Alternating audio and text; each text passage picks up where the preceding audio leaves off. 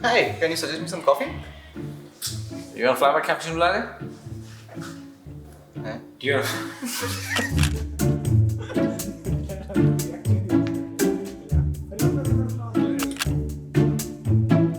So the major reason that I feel that this video has been made is because I genuinely believe that a barista slash a brewer slash a person in coffee has got the power to make or break somebody's day. With just making good coffee is not enough, but you know what, all you do around that, like if you're cocky, if you're annoying, if you're like super irritating, the guest is not going to be feeling comfortable. Whereas if somebody's day is down and out, you can literally just by saying hello, or just by saying, hey, how's your day been? I'm there for you, here's your coffee. You can literally make somebody's day. So here are the 6 things that make a brewer annoying. Alright?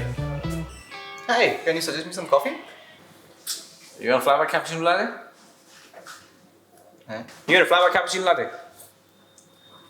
I said, you want a flavor cappuccino latte? I'm sorry, what? Flavor cappuccino latte? What's that? Flavor cappuccino latte. The second one. The second one. Number 1, putting down the customer. I had an experience back somewhere where basically when I went, the brewer thought that I have got no idea about what I'm talking about. And also, alright, cool. It was my first time that I had gone outside and I was ordering coffee. So this barista just kept saying that, hey, do you want a flat white cappuccino latte? I did not understand jack shit over there, right? And he knew that I didn't understand, but still he kept repeating the same thing despite me asking, sorry, could you say that again? So it just turns out that that brewer just wanted to be really annoying and was putting me down. So this machine is made of like all these metals and compounds, and basically what we do is has got hydrogen and oxygen that, and these things are something which basically change the altitude of the coffee entirely. Is in the refractometers, everything that comes together. The altitude of coffee, once basically it's high, the coffee becomes low. When the temperature goes high, your coffee starts becoming much more milder, and then that is when the cops start liking the coffee.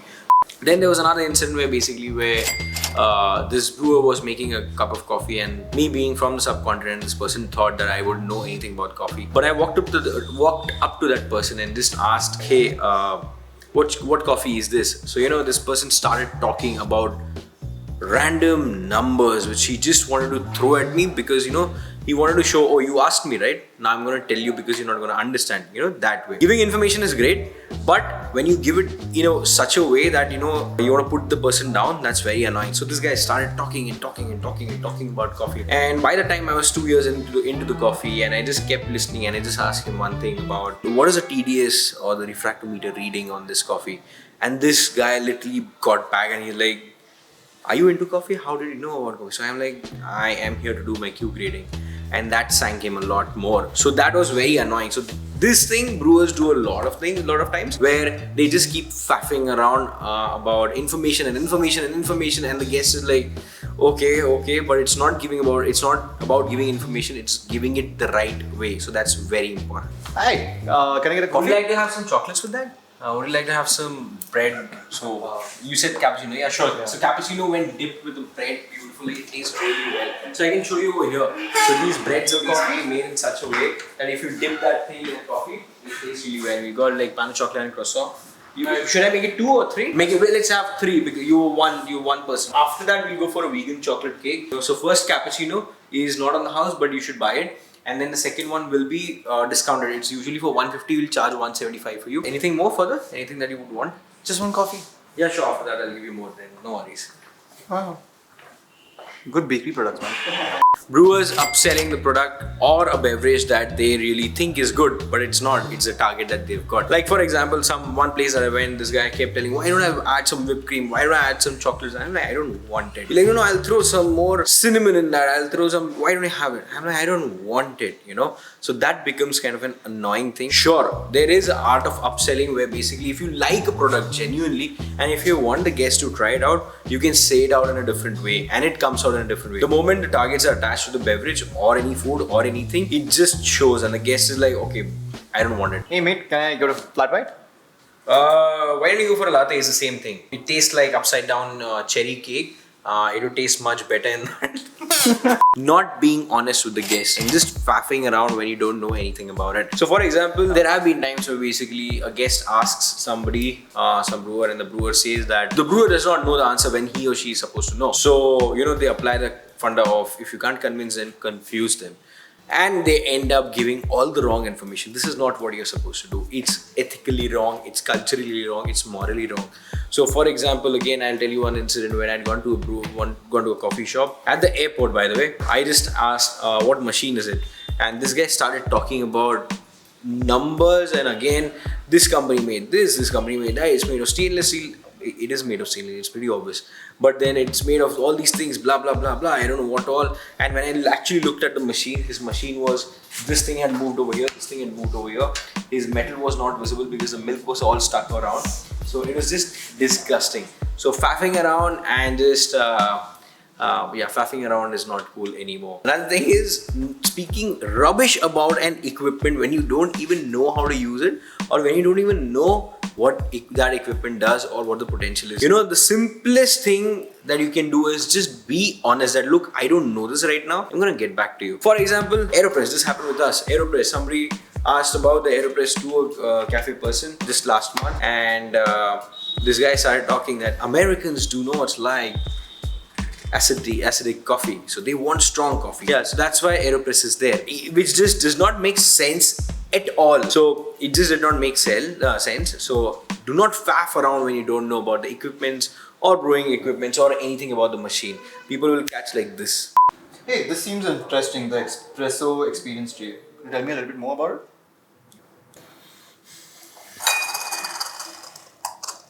So you get espresso, you get a tray, and you experience that. So that's the espresso experience, right? Okay, can I have an espresso?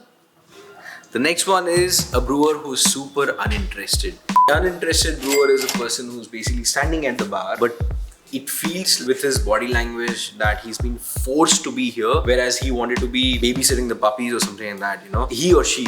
So that is one thing that puts me off really bad, really bad. If somebody's behind the bar, just be happy, or just, if not happy, like crazy happy, going gaga over it, but at least just not be standing like, you know, like that sort of. Hey, can I get a flat white? Yeah, sure. What are you doing? Huh?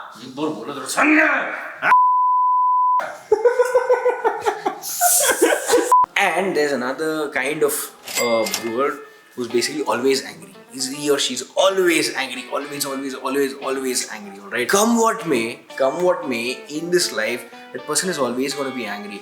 The entire vibe of the place is just going to be about like, almost like somebody killed somebody, you know? Yes, mistakes do happen. Yes, somebody pulled out a double shot. I mean, that technicality, if you get angry over those technicalities, well appreciated. But if somebody gets upset over some stupid thing, that brewer is angry and is just, you know, taking this and dumping the shit out of it and then yelling at the team and all those things, I think that person should not be in the team.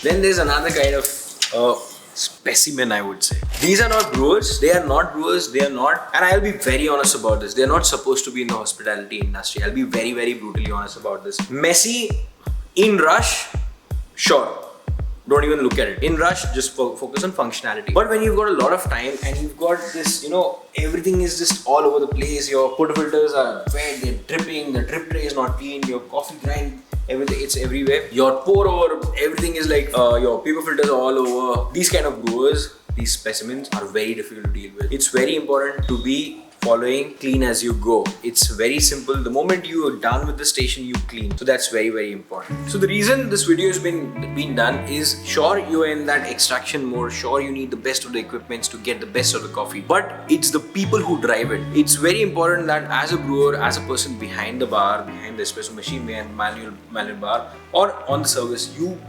understand that you've got a great responsibility, and there are people who walk in with a lot of expectations. The moment anybody's expectations are crashed, it's not a good feeling at all. So whatever must be happening at your home, whatever must be happening at your workplace, it could be anything, any situation. You gotta remember, the moment you are behind the bar, you just are here for the guest, because you are in a position to make or break somebody's day. I'll give you an example. Once, when a guest had walked in to our cafe, the guest was very regular, but the guest was kind of not happy.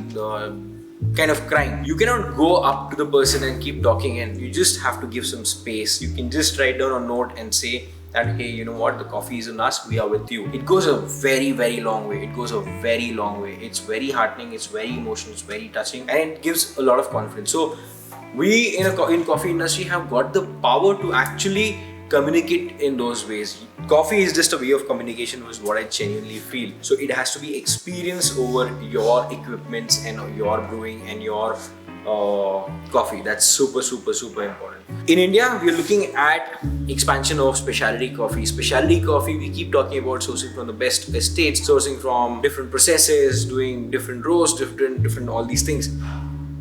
I don't see much stress on service being spoken about, that you need to give out not just great plating, not just beautiful. I'm not talking about cosmetic service sort of thing. I'm talking about a one-to-one, and you can only do that when you've got enough knowledge about the product, about the coffee, about what you are doing, and you are in the game entirely. Only then can you give all these experiences to a guest. So with the past few videos, we're getting great responses, amazing questions. Thank you so much. So do like, share and subscribe. When we say these 3 words, we genuinely mean that. Please like, please share it with somebody, and please do subscribe.